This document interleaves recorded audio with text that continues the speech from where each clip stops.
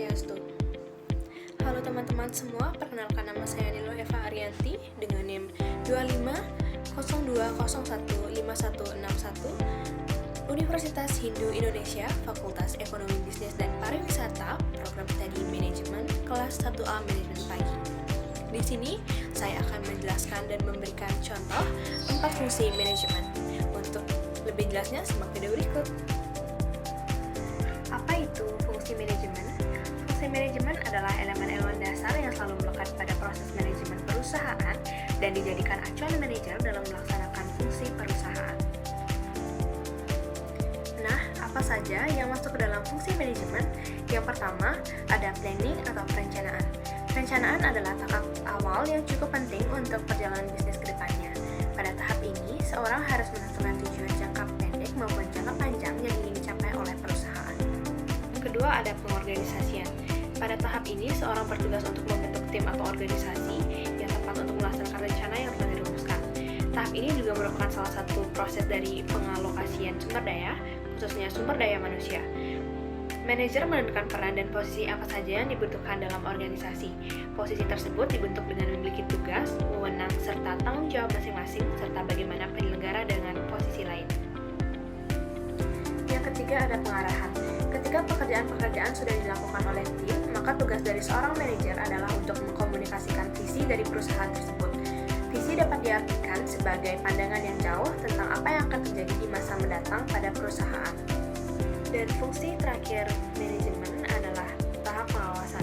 Tahap pengawasan ini adalah tahap di mana seorang menunjukkan bagaimana kinerja waktu dalam mencapai tujuan serta target yang telah ditentukan di awal. Apakah sudah berjalan dengan benar? Apakah indikator kebersihan sudah tercapai? Apakah misi sosial telah terselesaikan? Jika iya, bagaimana solusi dapat menyelesaikan masalah tersebut? Nah, setelah mengetahui teori mengenai fungsi manajemen, lalu seperti apa sih praktek dari 4 fungsi manajemen itu dalam suatu perusahaan? Untuk lebih jelasnya, mari simak video berikut. Hal pertama untuk mencapai tujuan dari suatu organisasi atau perusahaan adalah planning.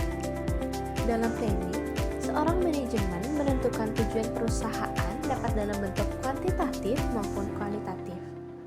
Apabila tujuan telah ditetapkan, maka tahap selanjutnya adalah menentukan bagaimana strategi yang tepat untuk mencapai tujuan tersebut.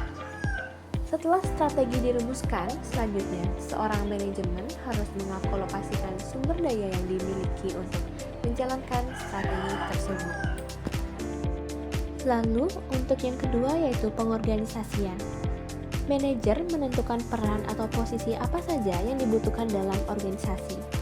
Posisi tersebut dibentuk dengan memiliki tugas, wewenang, serta tanggung jawab masing-masing serta bagaimana penyelenggara dengan posisi lain.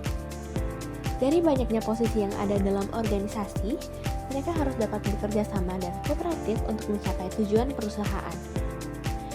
Dalam melakukan pekerjaan membagi orang-orang ke dalam posisi atau departemen sesuai dengan pekerjaannya, manajer harus bisa merencanakan bagaimana keputusan yang terbaik dalam penggunaan sumber daya manusia yang ada. Lalu yang ketiga, pengarahan. Pemimpin harus dapat membagikan visinya secara jelas kepada anggota tim dengan kemampuan komunikasi yang baik sehingga tim kita dapat selalu terinspirasi serta memiliki semangat untuk bersama-sama mencapai tujuan tersebut. Selain visi yang harus dipahami oleh tim adalah mengenai misi perusahaan. Misi adalah langkah-langkah yang dapat dilakukan perusahaan agar tercapai visi perusahaan. Proses kepemimpinan inilah pemimpin mulai teruji. Manajer harus menunjukkan kekuatannya, kepribadian, pengaruhnya, hingga keterampilan komunikasinya untuk mengelola individu serta tim agar selalu bersinergi.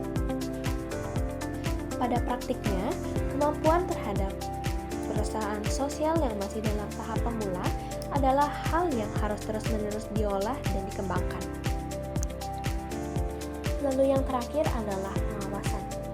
Seorang manajer dapat mencerminkan kinerja baik dalam tingkat individu, tim maupun organisasi secara keseluruhan dengan standar tolak ukur kinerja tertentu. Hasil dari proses pengawasan ini adalah kemampuan manajer mengukur kinerja perusahaan bisnis dengan akurat, serta mengembangkan standar-standar baru dalam perusahaan di depan. Demikian adalah pemaparan materi yang dapat saya jelaskan. Mohon maaf jika ada kesalahan yang sengaja maupun tidak disengaja. Saya akhiri dengan para Santi. Oh, Santi, Santi, Santi.